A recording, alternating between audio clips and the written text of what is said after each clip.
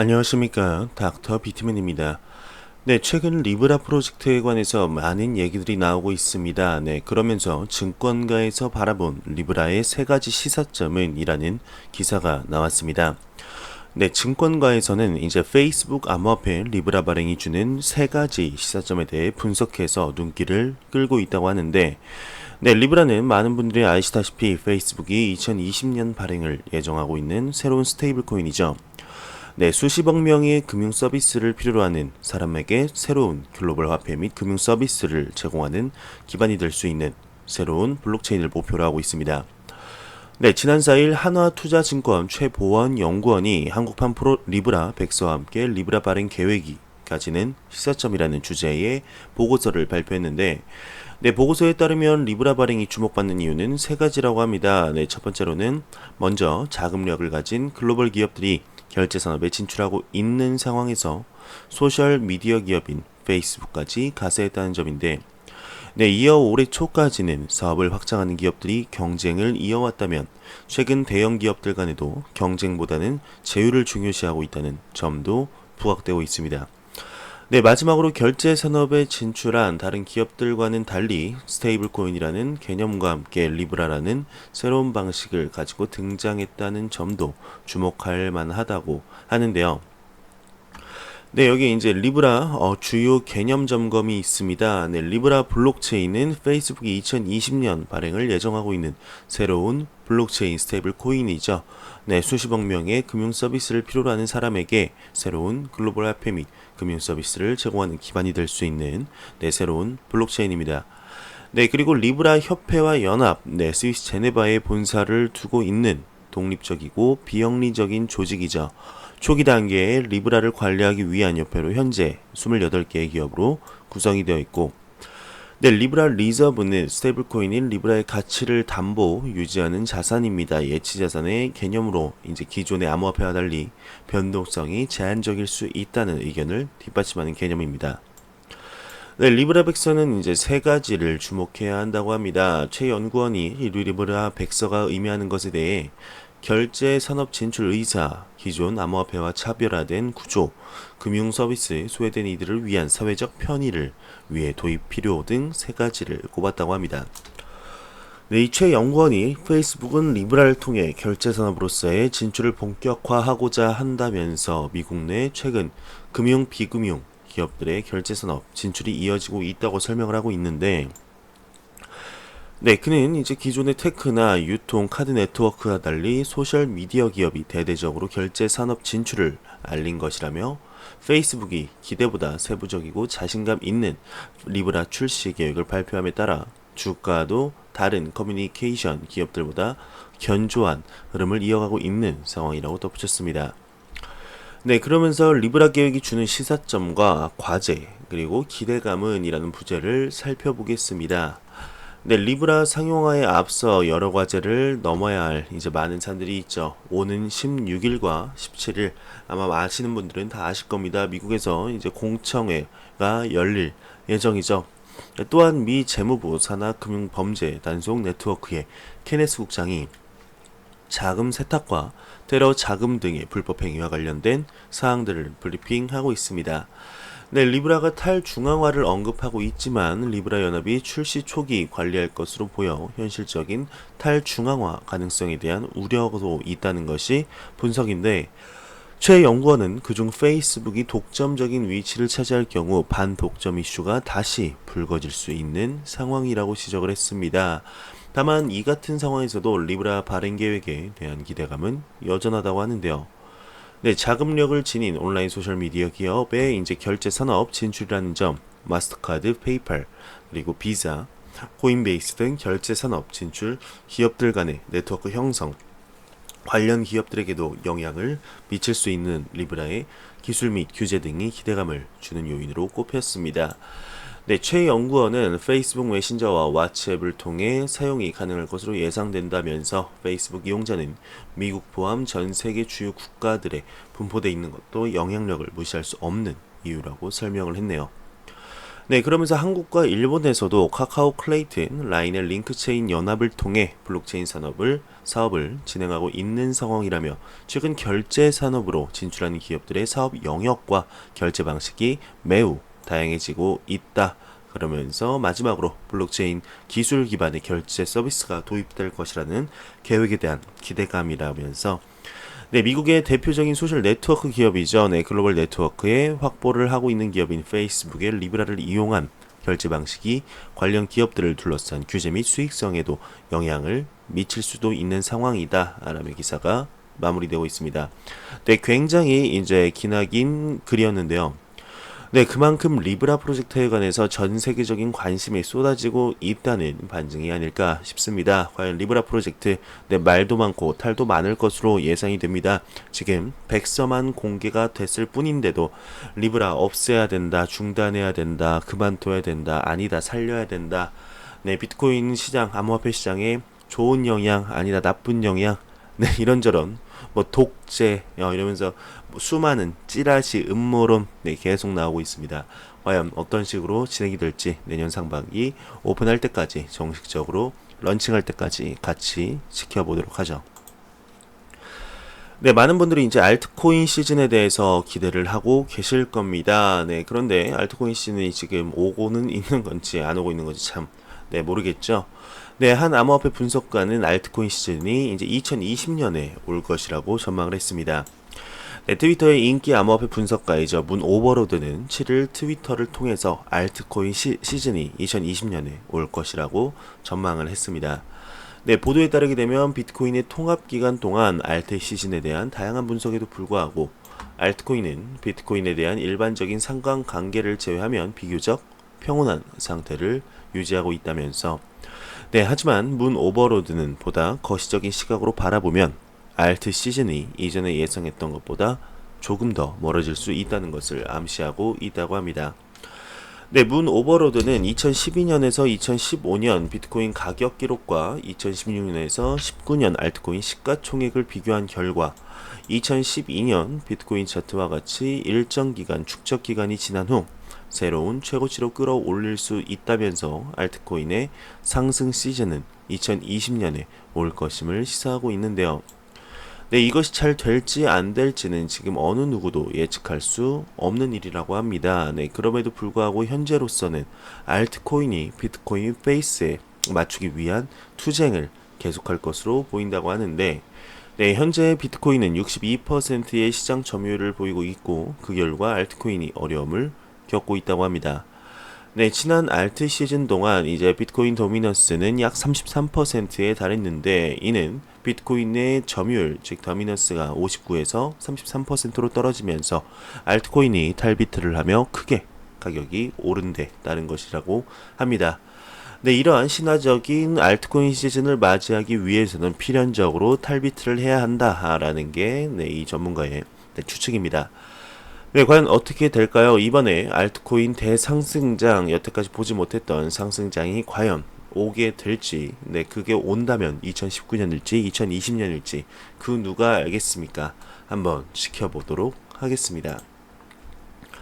네, 인도 범죄 수사국이 암호화폐 폰지 사기 계획안 4명을 체포를 했습니다. 네, 인도 범죄 수사국은 암호화폐와 관련된 폰지 사기 혐의로 4명을 체포했다고 하는데, 네, 보도에 따르게 되면 인도의 범죄 수사부는 개인들이 KBC 코인 사업과 관련된 사기를 저지른 것으로 의심하고 있다고 합니다.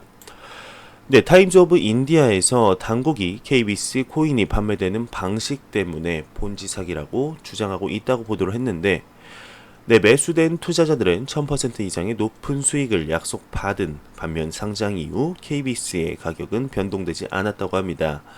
네, CID의 한 회원은 발제층 라슈카리아의 프로젝트 추진은 다단계의 계획의 모든 특징을 가지고 있다고 말했는데 라슈카리아는 저 체인에 처음 투자하는 사람은 마지막 투자자들로부터 인센티브를 받을 것이라며 이제는 더 많은 투자자들을 회사에 데려오는 데 큰 역할을 했다고 하면서 이후 네, 대표가 이제 잠적을 한 거죠.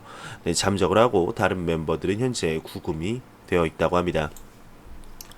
네, 이는 지난 2년 동안 수라트 지역에서 발생한 6번째 암호화폐 사기 사건인데 여기에는 BS코인, 토러스코인, 리갈코인, 데카도 코인이 포함되어 있다고 합니다. 2016년 시범 운영으로 인해 많은 현지 사업들이 현금을 거래하고 있고 수익을 정리하거나 저장할 수 있는 방법이 필요하게 되었다면서 암호화폐 기억자들도 수익률이 매우 높은 투자자들을 유혹을 했다며 전형적인 폰지 사기처럼 일부 투자자들은 돈을 벌었고 그것은 더 많은 투자를 이렇게 유인했다라며 기사가 마무리되고 있습니다. 네, 참, 네, 암호화폐 폰지 사기, 네, 사기들이 계속해서 나오고 있습니다.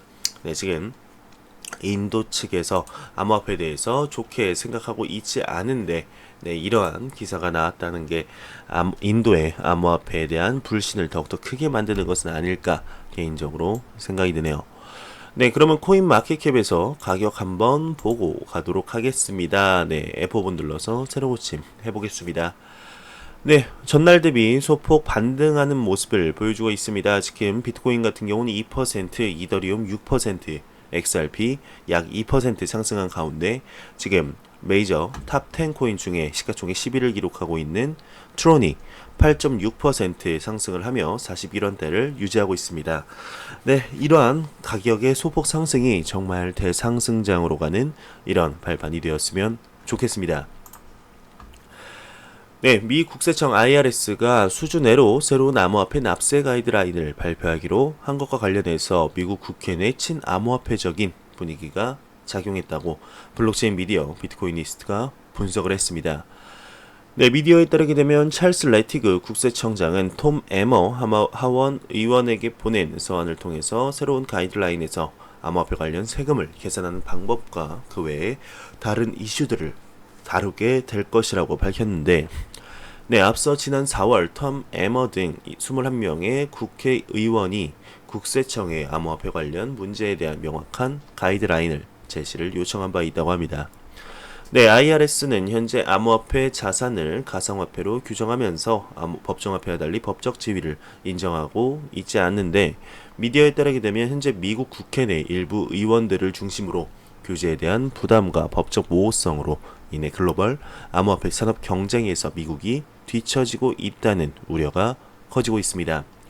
네, 이에 암호화폐 산업의 성장을 촉진할 수 있는 입법이 필요하다는 목소리에 힘이 실리고 있는데 실제로 현재 미국 국회에서는 암호화폐를 증권 분류 외에 이제 제외하는 토큰 분류법, 암호화폐 거래 과세 조정, 블록체인을 이용한 비금융 사업자에 대한 송금자 분류 예외를 골자로 한 블록체인 추진법 등이 추진되고 있다고 하네요.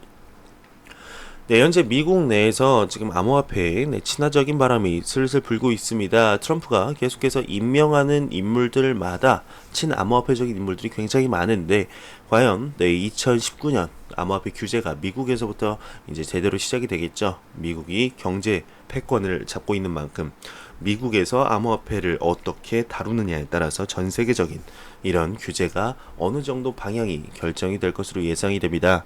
네, 과연 미국에서 암호화폐를 어떤 식으로 받아들이게 될 것인지 규제를 어떠한 식으로 하게 될 것인지 보도록 하겠습니다. 네, 암호화폐 전문 미디어 베인크립토에 따르게 되면 소프트웨어 개발자 켄드릭 탄이 영지식 기반의 이더리움 믹서 헤이스왑을 개발했고 현재 이더리움 네트워크 테스트넷 럽스텐에서 사용이 가능하다고 합니다. 네, 해당 믹서를 통해 상대적으로 프라이버시 보호가 취약한 이더리움 네트워크를 보완할 수 있다고 전했는데 이에 비탈릭 부테리는 해당 솔루션에 동의하며 이더리움 커뮤니티의 이런 점이 내가 가장 좋아하는 부분이라며 헤이스왑과 같은 멋진 프로젝트를 제시하는 천재들이 수시로 나타나고 있다고 극찬을 했다고 합니다.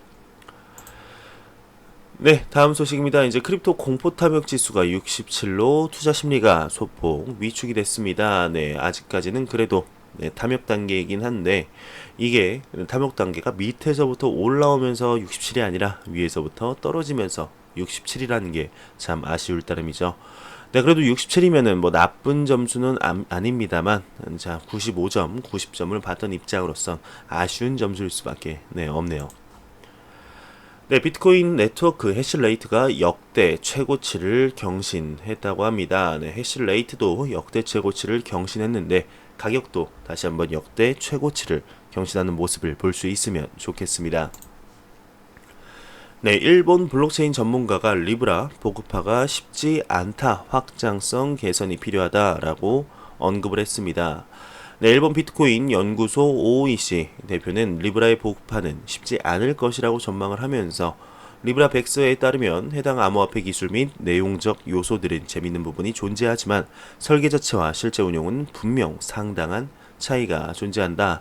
네, 확장성은 리브라 프로젝트가 가장 먼저 해결해야 할 문제이다. 네, 이들은 이제 3세대 블록체인이라고 불리기도 하지만 리브라는 기술적으로 새로운 내용이 없기 때문에 미래가 밝다고 말하긴 어렵다. 리브라는 베트남 등 은행 업계 신뢰도가 낮은 국가를 주요 타겟으로 삼고 있지만 정작 해당 국가에서 리브라는 크게 화제가 되고 있지 않다며 베트남 국민들은 아직 은행 계좌를 갖고 있는 사람이 많지 않기 때문에 페이스북이 역시 보급화돼 있다며 페이스북이 베트남을 주요 시장으로 지목하는 것은 아마 이러한 이유가 돼 있지 않을까 싶다며 기사가 마무리되고 있습니다. 리브라 과연 어떻게 되게 될지 참 궁금합니다. 네, 중국의 유명 경제학자이자 전 모건 스탠리 수석 연구원인 셰거 중이 최근 현지 언론과의 인터뷰에서 미 월스트리트 소재 BTC 트레이더들은 동아시아 투자자들의 투기성 짙은 투자 심리를 이용해 돈을 벌고 있다고 합니다. 동아시아 투자자들은 매년 약 1,000억 달러 규모의 자금을 비트코인 시장에서 잃고 있는데 네, 우리는 결국 물리적인 카지노가 폐업하는 모습을 보게 될 것이라고 언급을 했습니다. 네, 이와 관련해 그는 비트코인은 중국인, 한국인, 일본인 등 동아시아 투자자들의 도박 수단이라며 비트코인이 주요 수입원인 미국 월스트리트 소재 트레이더들에게 이 도박 게임은 점점 중요해지고 있다면서 월스트리트는 시카고에 비트코인 선물 시장을 세웠는데 이를 통해 트레이더들은 비트코인 가격에 상당한 영향력을 행사한다고 하네요. 네, 일례로 그들이 이제 비트코인 가격이 상승할 때 의도적으로 하방 압력을 가해서 동아시아 투자자들의 패닉세를 유발한다고 합니다. 네, 이때 선물 시장을 이용해 차익을 챙기는 방식이라고 부연했는데 또 그는 이날 많은 사람들이 비트코인이 법정 통화를 대체할 수 있을 거라 기대를 하고 있지만 비트코인의 엄청난 변동성은 그것을 불가능하게 만든다며 암호화폐는 정부가 채권을 발행할 수 없다라고 언급을 하고 있습니다. 따라서 암호화폐는 법정 통화로 인식될 수가 없고 변동성은 정부를 파산시킬 수 있을 만큼 위험하다고 언급을 했는데 한편 페이스북의 리브라와 관련해 그는 페이스북의 리브라 출시는 비트코인에 불리하게 작용할 수 있게 된다며 비트코인의 대체품 공급이 늘어나기 때문에 하지만 사람들은 리브라가 암호화폐 합법화를 촉진할 것이라고 기대한다며 리브라 출시 소식에 시장을 떠났던 투자자들이 돌아온 것은 이 같은 기대 심리 때문이라고 분석을 하면서 기사가 마무리되고 있습니다. 네, 시작은 이제 월스트리트 BTC 트레이더들로 시작을 했는데 마지막은 리브라 프로젝트로 이렇게 이어지는 참으로 리브라는 계속해서 기사가 나오고 있네요. 네, 그만큼 리브라 프로젝트에 관한 관심이 쏟아지고 있다는 거겠죠. 과연 어떤 식으로 진행이 되게 될지 정말 기대가 되지 않지 않을 수 없네요. 네, 미 코넬대 교수가 비트코인을 하이테크가 아니다라고 얘기를 했습니다. 네. 지난 5일 에민 귄 실러, 이름 자체도 실러죠. 이 실러 교수는 코넬대 교수인데 본인의 트위터를 통해서 하이테크 인터넷 머니는 비트코인이 전하고픈 메시지라며 하지만 출시된 지 10년이 된 이 기술은 하이테크라고 볼 수 없다라고 언급을 했습니다. 네, 이와 관련해 그는 비트코인은 상대적으로 느리고 비효율적이며 실제 사용 사례에 적합하지 않은 설계 구조를 갖고 있다고 분석을 했는데 그는 최근 비트코인 ATM을 통한 비트코인 도난 사건의 발생을 했고 이는 비트코인 네트워크의 기본적인 단점을 파고든 지능적인 범죄다. 이는 현금 인출기의 프로그래밍 문제도 아니었다라고 덧붙였습니다. 또 그는 비트코인 커뮤니티는 사이비 종교와 구별하기 어려울 정도로 이성적이지 못하다. 실제 일어난 사건을 있는 그대로 받아들이지 않으며 비트코인을 부정하는 개인 혹은 단체를 공격하기 바쁘다라고 지적을 했는데 네, 보면은, 네, 뭐, 이 말에는 반박을 하기는 좀 어렵네요. 네, 비트코인 커뮤니티는 사이비 종교와 구별하기 어려울 정도로 이성적이지 못하다. 모든 분들이 다 그러신 건 아니지만, 지금 커뮤니티 판을 보게 되면은, 대표적이죠. 그 코인판만 봐도 난리 납니다. 네, 많은 분들이 아마 들어가서 보시지 않을까 싶은데요. 정말로, 네, 정상적인 분들도 많지만, 이상한 사람들의 비율이 더 많은 것이 아닌가 싶을 정도로, 네, 이 말에 이렇게 반박을 하기는 좀 어려울 것 같습니다. 그리고 실제 일어난 사건을 그대로 받아들이지 못하며 비트코인을 부정하는 개인 혹은 단체를 공격하기 바쁘다라고 지적을 했는데, 네, 이분들이 너무나 네, 부정만 하기 때문이죠. 비트코인과 암호화폐 시장이 좋은 이런 점을 조금이라도 칭찬을 하면서 비판적인 시각으로 언급을 한다면야 그 누가 뭐라고 하겠습니까? 하지만 비판보다는 비난의 목소리를 좀 강력하게 내기 때문에 이렇게 강력하게 내는데 가만히 있을 수가 없으니 네, 이렇게 본능적으로 이렇게 네, 같이 비난을 하는 것뿐이죠. 네, 정말 논리적인 비판을 한다면은 그 누가 그 암호화폐 시장에 있는 그 누가 인정할 만하면은 이렇게 반박을 욕을 하겠습니까? 그죠? 네, 대한민국 부산시에 관한 소식입니다. 네, 부산시가 내년부터 5년간 공공부문 일자리를 창출, 저출산 고령화 대응 등의 재정을 중점적으로 이제 투입을 한다고 합니다. 네, 이와 관련해 이제 오거돈 시장이 시장 역점 분야인 공공부문 일자리 창출과 저출산 고령화 대응은 물론 정부 복지 정책 확대로 지방 부담이 대폭 증가할 것이라며 적극적인 재정 운용을 통해 시민이 체감하는 성과를 만들어낼 수 있도록 노력하겠다라면서 기사가 마무리되고 있습니다.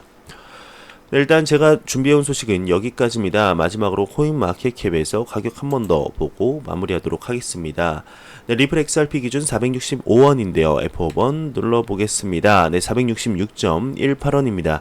지금 네, 암호화폐 시장 기술적 반등인지 그냥 네, 오를 때가 돼서 오른 건지 아무도 모르는데 이러한 가격 상승이 정말 대상승적으로 가는 그런 네, 출발점이 되었으면 좋겠습니다. 제가 준비해온 소식은 여기까지입니다. 영상이 도움이 되셨다면 구독, 좋아요, 그리고 광고 한 편만 처음부터 끝까지 시청해 주시기 바랍니다. 네, 이 채널은 오직 광고 수익으로 운영이 되게 됩니다. 항상 영상 시청해 주시는 시청자분들, 구독자분들 너무나 감사합니다. 저는 다음 영상으로 찾아뵙도록 하겠습니다. 지금까지 닥터 비트맨이었습니다. 감사합니다.